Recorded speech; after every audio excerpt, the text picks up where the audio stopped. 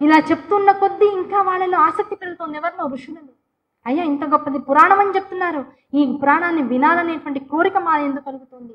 ఆ కోరిక ద్వారా జనించినటువంటి సాత్విక బుద్ధితో అడుగుతున్నాం. ఈ పురాణానికి హీరో ఎవరు?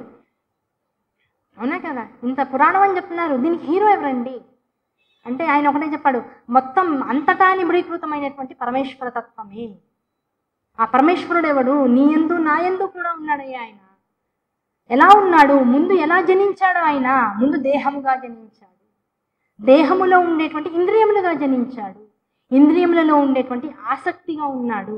ఇవన్నీ లేనటువంటి స్థితిలో లింగ రూపంలో కూడా ఉన్నాడు. సకార స్వరూపంగా సకారుడుగా అంటే ఒక రూపాన్ని అవధరించుకొని జగత్తులో ఇంతమంది మనుషుల రూపంలో ఉన్నా పరమేశ్వరుడే. ఈ పరమేశ్వరుడే అన్నటువంటి స్వరూపం ఎప్పుడైతే మొత్తం ప్రతి మనిషిలోనూ దర్శిస్తూ పోతున్నామో, మొత్తం కొండ క్షేత్రము అంటే భూమి, దానిలోంచి వచ్చేటువంటి పుట్టలు, చెట్లు, పువ్వులు మొత్తం అంతా కూడా శివస్వరూపంగానే దర్శనిస్తూ ఉంటాయి.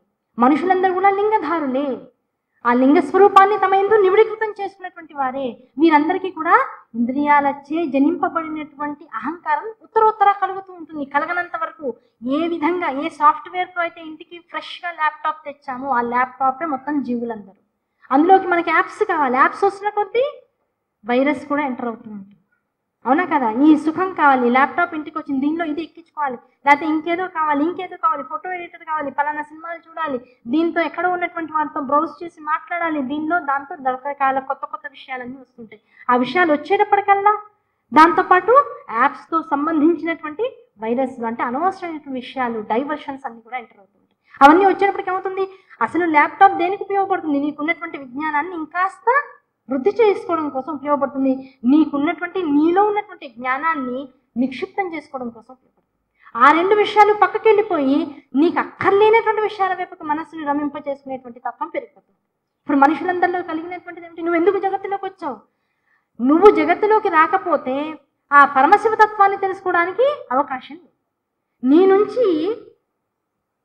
నీ నుంచి అంటే నువ్వెవరివి? ముందు ప్రశ్న వేసుకోవాలి. సూతుల వారు చెప్తున్నారు ఇదంతా కూడా శివ మహాపురాణంలో ఉపోద్ఘాతం మాత్రమే. నీవెవరివి? నేను అని ఇన్ని కాలం అంటున్నాం కదా. ఈ మనుషులం ఇన్ని కష్టాలు అనుభవిస్తున్నాం, ఇన్ని సుఖాలు అనుభవిస్తున్నాం. ఈ కష్టాలకి సుఖాలకి కూడా ప్రారంధ ఆగామి సంచిత కర్మల్ని అన్నింటికీ ముఖ్యమని చెప్తున్నాం. మరి నువ్వెవరయ్యా? అయ్యా నేనంటే ఎదురుకుండా ఉన్నటువంటి ఋషులు చెప్తున్నారు పంచభూతాత్మకమైన దేహం అండి. పంచభూతాలు అంటే ఏమిటి? ముందు భూమి, అయ్యా క్షేత్రము, దేహం ఉంది. ఈ దేహం ఎవరిచ్చింది? నీ గొప్పతనం ఏమన్నా ఉందా? లేదండి. ఈ దేహం చక్కగా అన్ని అవయవాలతో ప్రహృష్టంగా ఉంది, అన్ని రకాలుగా బాగుంది, చూడడానికి ఉత్తమంగా ఉంది. ఇదేమన్నా నీ గొప్పతనమా? భగవంతుడు ఇచ్చిందేగా. ఆ భగవంతుడు నీ నామాన్ని నువ్వు నమ్మకు. ఎవరో ఏ శక్తో నీకు ఇచ్చిందిగా. నీ అంతటా నువ్వైతే ఇవేమీ రాలేదుగా. నీ అంతటా నువ్వు వచ్చాయి నీ గొప్పతనం అనుకుంటే మరి లేని వాళ్ళకి అది వాళ్ళ గొప్పతనమా? కాదు కదా. కనుక ఈ శరీరం ఎవరో ఇస్తే మనకు వచ్చింది. ఇది ఎక్కడా కూడా ఇబ్బంది లేకుండా ఉంది. 5 వేళ్ళు 10 వేళ్ళు కాళ్ళకి చేతులకి ఉన్నాయి, చూడడానికి బాగుంది.